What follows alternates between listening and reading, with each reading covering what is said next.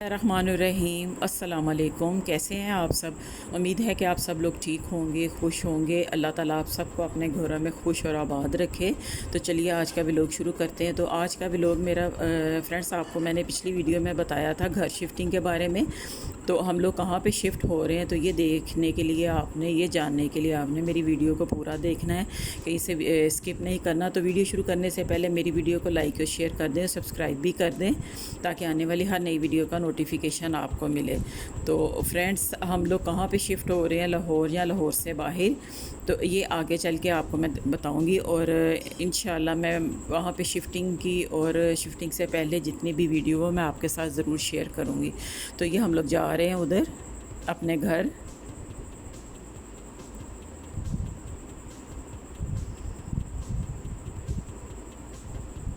तो ये मैं आज सिर्फ बाहर से, मैं आपको दिखा रही हूँ बाहर से।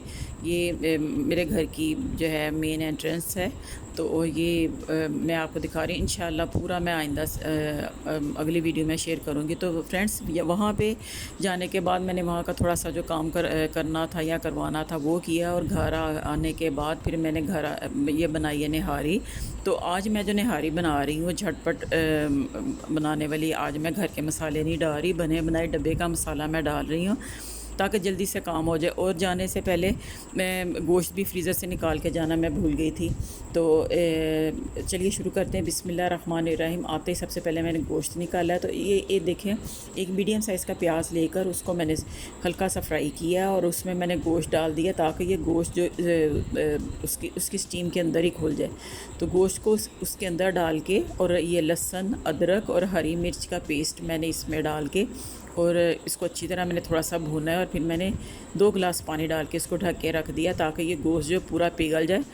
और लहसुन और अदरक का पेस्ट जो मैंने इसमें डाला है, हरी मिर्च का जो डाला है, वो भी साथ इसमें अच्छी तरह वो भी भून जाए और इसका पानी भी ड्राई हो जाए। तो ये देखें, मैंने रख दिया। ये पानी भी मैंने अब इसमें डाल दिया, 2 से 3 गिलास पानी डाला। और इसी में ये गोश्त जो खुल जाएगा तो फिर मैं इसको बाद में भूनूँगी। तो आज ये नली निहारी मैं बना रही हूँ, बच्चों की फरमाइश थी तो मैंने सोचा चलो मैं जाके जल्दी से ये बना लूँगी। डिब्बा तो पड़ा हुआ है, डिब्बे के मसाले पड़े हुए हैं। तो ये बहुत आसानी है डिब्बे के मसाले के, अगर आपको जल्दी हो तो आप जल्दी से निकालें बने बनाए मसाले और इसमें डाल के तो आप कर लें। तो ये देखें, मैंने ये गोश्त खुल गया सारा। और जब मैंने ढक्कन उठाया तो ये गोश्त पूरा खुल गया, इसकी बोटी बोटी अलहदा हो गई है। और ये देखिए, अब मैंने इसमें डाल दिया डिब्बे का मसाला, निहारी मसाला मैंने इसमें डाला, बना बनाया वो मैंने इसमें डाला। और मसाला डाल के मैं इसका पानी ड्राई करूँगी। और इसी मसाले में मैं इसको इतनी अच्छी तरह गोश्त को भून लूँगी। ये बोंग है और नली है बीच में, तो ये इसको मैं अच्छी तरह भून लूँगी ताकि इसका पानी भी ड्राई हो जाए और गोश्त की जो बोंग की स्मेल है वो भी ख़त्म हो जाए। तो फ्रेंड्स, यकीन माने, जल्दी में मैंने ये बनाई थी ये निहारी। तो ये इतनी मज़ेदार बनी कि बच्चों ने बहुत ही ये पसंद की। तो अब ये देखिए, इसको मैं लगातार भूनती जाऊंगी जब तक इसका पानी ड्राई ना हो जाए। और इसको मैंने मसाले डाल के फिर इसको मैंने रख दिया ढक्कन लगा के थोड़ी देर के लिए, ताकि पानी भी ड्राई हो जाए। और जो मसाला है, निहारी मसाला है, वो बोटी के अंदर तक, बोंग के अंदर तक जो है ना वो चला जाए। तो ये देखें, वो सारा मसाला भी खुश्क हो गया और अब मैं इसको भून लूँगी।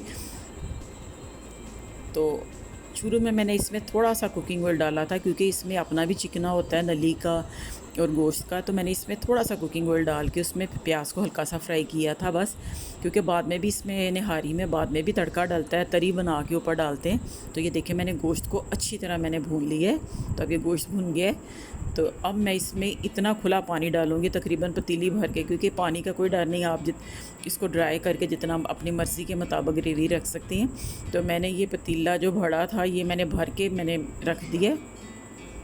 और इसको सबसे पहले मैं एक उबाल आने तक मैं फुल फ्लेम करके मैं पकाऊंगी ताकि इसको उबाल आ जाए।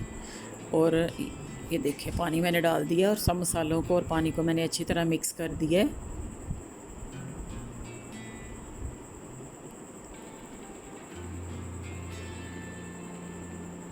और मैंने इसमें पानी डाला है। और जब इसमें एक उबाल आ जाएगा तो बिल्कुल दम वाला फ्लेम करके ना, हल्के फ्लेम पे करके इसके ऊपर मैं वज़न रख दूँगी ताकि ये स्टीम में ही पके। और इसको तकरीबन 4 से 5 घंटे ये पकेगा। तो ये देखें, मैं इसको थोड़ी थोड़ी देर बाद ढक्कन उठाकर इसका मैं देखती रही हूँ फ्रेंड्स।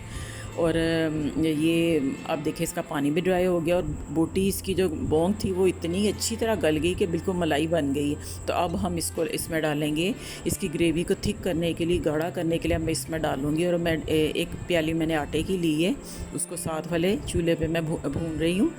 थोड़ा सा उसको भूनेंगे तवे पे ताकि इसका कच्चापन आटे का दूर हो जाए। तो आटे को मैंने भून लिया है। तो फ्रेंड्स यहाँ पे मेरे से एक मिस्टेक हो गई कि मैंने आटा इसमें डाल दिया है। आटा इसमें नहीं डालना था, आटे को मैंने पानी में घोल के पानी में मिक्स करके फिर डालना था। इस तरह आटा डालने से इस शोरबे में गुठली बन जाती है। तो ये देखिए जो थोड़ा सा मैंने डाला है ये मैंने फिर इसके बाद छोड़ दिया। और अब मैं इसमें डालूँगी, और अब मैं किसी लहदा बर्तन में पानी डाल के हाफ़ कप मैं पहले थोड़ा सा आटा डालूँगी, भुना हुआ आटा। उसको हल्का सा भून लेते हैं ताकि उसका कलर चेंज हो जाए। जब उसका कलर चेंज हो जाए, थोड़ी सी खुशबू आए, तो आप चूल्हा बंद कर दें। तो आटा तैयार है निहारी को थिक करने के लिए। तो अब ये देखिए मैं जो उसकी गुठली बन गई है देखिए वो मैं निकाल रही हूँ। तो इसके बाद मैं आटे को मिक्स करूँगी पानी में, उसका मैं पतला सा बनाऊंगी उसका। ये देखिए घोल बना लूँगी उसका पतला सा। इस तरह डालने से शोरबे में गुठली नहीं बनेगी। और इतना डालेंगे कि जितना आपको, क्योंकि पकने के बाद निहारी की जो ग्रेवी है ये और थिक हो जाएगी। आटा जब पकने के बाद फूल जाता है। तो ये देखिए मैंने थोड़ा सा इसको पहले मिक्स कर लिया। अब इसमें मैं और थोड़ा सा पानी डालूँगी ताकि ये थोड़ा सा जो है ना रनी आ जाए, रनी हो जाए, ताकि फिर शोरबे में जब हम डालेंगे इसको तो ये ज़्यादा गाढ़ा ना हो। तो ये देखिए मैंने इसको अच्छी तरह मिक्स कर लिया। मैं थोड़ा थोड़ा करके इसमें डालूँगी जितनी ज़रूरत हुई हमें। तो अब ये देखिए फ्लेम को मैंने बंद कर दिया और ये मैं थोड़ा थोड़ा करके इसमें डाल रही हूँ, साथ साथ मैं चम्मच चला रही हूँ। थोड़ा सा मैंने और डाला है और अब मैंने फ्लेम को कर दिया है फुल। और मैं इसकी थिकनेस थोड़ी सी देख लूँ तो ये थोड़ा सा मुझे और इसमें ज़रा लग रहा है। तो ये मैंने थोड़ा सा और डालने के बाद अब मैं इसको फ्लेम फुल करके मैं इसको 4-5 उबाल दिलाऊंगी। उसके बाद मैं इसको थोड़ी देर दम पे रख दूंगी। तो ये देखिए मैंने डाल लिया। तो ये ठीक है, ये बिल्कुल इतनी ग्रेवी ठीक है। और ये पकने के बाद जो ग्रेवी है ये और भी थिक हो जाएगी। तो अब मैं इसको 2 से 3 उबाल आने के बाद मैं इसको दम पे रख दूँगी। तो ये साथ ही हम कर लेते हैं तड़का तैयार, निहारी का तरी तैयार, इसको तरी कहते हैं। तो ये मैंने 3 से 4 खाने के चम्मच देसी घी मैंने इसमें डाला है। आप बटर डाल लें, देसी घी डालें, मैंने देसी घी डाला है क्योंकि इसके ऊपर देसी घी का तड़का अच्छा लगता है। तो ये देखें मैंने ये प्याज जो मैंने बहुत ही फ़ाइन शेप में मैंने इसको कटर के साथ मैंने ये काट लिया है, बारीक बारीक बिल्कुल। क्योंकि जितना अच्छा बारीक करेंगे आप उतना ही इसका जो है ना तड़का वो अच्छा मतलब लगेगा। तो अब मैं इसको हल्का सा लाइट ब्राउन कर लूँगी इसमें। तो फ्रेंड्स ब्राउन होने के बाद प्याज मैं थोड़ा सा निकाल के गार्निश के लिए मैं रख लूँगी और बाकी का मैं जो है ना वो निहारी में डाल दूँगी। तो अब ये गार्निश के लिए मैं धनिया काट रही हूँ, हरी मिर्चें काट लेंगे और अदरक काट लेंगे। ये अलहदा हम प्लेट बनाएंगे इसकी। तो अब मैंने धनिया काट के निहारी के ऊपर थोड़ा सा डाला है। इधर ये देखिए प्याज जो है हल्का लाइट ब्राउन हो गया। तो इसमें मैंने डाली है 1 टीस्पून सुरख मिर्च। सुरख मिर्च डालने से इसकी जो तरी बहुत अच्छी तैयार हो जाती है। तो वो मैंने डाल के निहारी के ऊपर तड़का डाल दिया है। तो फ्रेंड्स देखें झटपट कितनी जल्दी डब्बे के मसाले से मैंने झटपट जल्दी से निहारी, मज़ेदार निहारी बना ली। तो अब हम इसको डिश आउट करेंगे। तो आप भी इसको बनाएं और मज़े से एंजॉय करें। तो फ्रेंड्स ये थी मेरी आज की वीडियो। तो आपने मुझे दुआओं में याद रखना है। तो इंशाल्लाह मिलते हैं कल किसी और अच्छी सी वीडियो में।